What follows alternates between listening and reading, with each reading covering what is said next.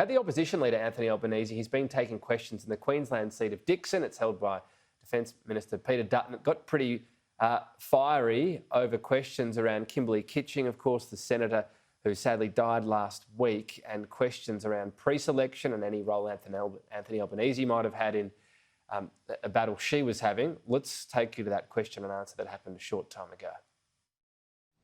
There are reports in the Australia today about the treatment of Kimberley Kitching by some of the female colleagues, calling it a mean girls culture. Are those claims true? I find it astonishing that in 2022 I get a question using the term mean girls. I find that extraordinarily disrespectful to describe strong, articulate, principled women like Penny Wong, Katy Gallagher and Kristina Keneally. I find it astonishing and a throwback, decades. And when I saw that headline this morning, I just thought it was disrespectful to them. It's also disrespectful to Kimberley Kitching as a colleague. The Labor Party family are mourning Kimberley Kitching's loss. It was a tragic loss. It was sudden. It was not expected. Her funeral isn't till Monday. Can people be a bit respectful at this point in time? I understand these are sensitive topics, Mr Albanese, and of course we do want to be respectful, but why was Kimberley Kitching's pre-selection held up before her death? Well, that's not respectful. It's just not. And people, you know, it's up to people to ask whatever question they want. But we've been through a process whereby there's been various legal battles and challenges to the National Executive and the role in pre-selections in Victoria. Because Senate pre-selections aren't one-off, they are it's a proportional representation ballot when they occur, then it's not alone.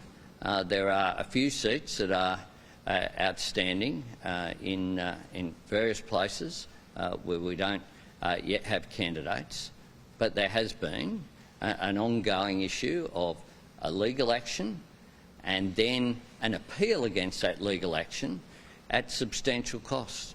It's up to others to explain why that occurred. Would you perhaps commit to looking into these questions, not right now, but in a few weeks? What questions?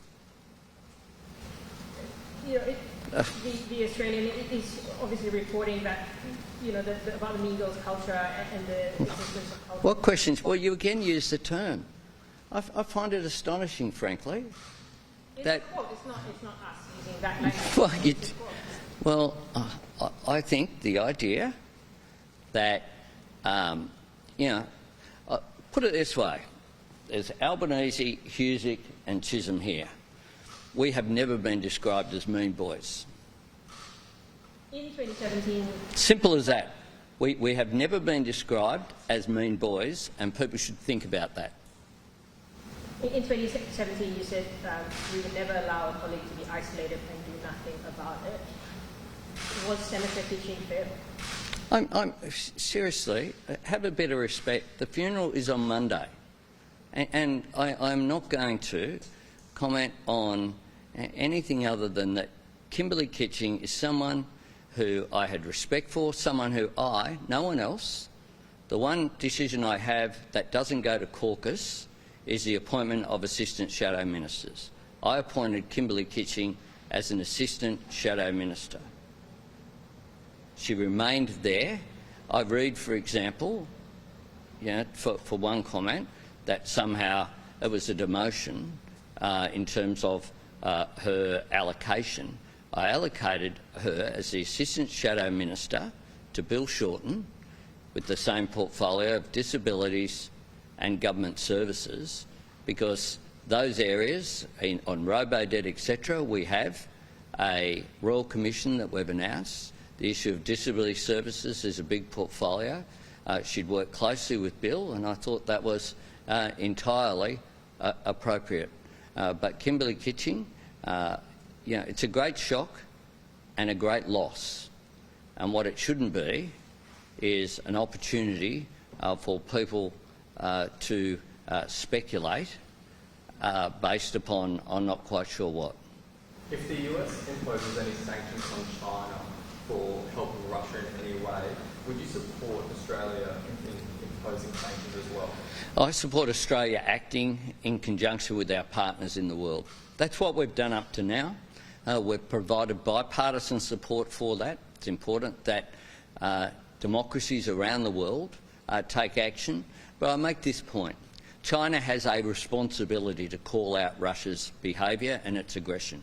It's outrageous, it's against international law, and it should be called out by all countries, including China, which has a particular responsibility due to its closeness to Russia and also because it's a member of the P5, the permanent members of the UN Security Council.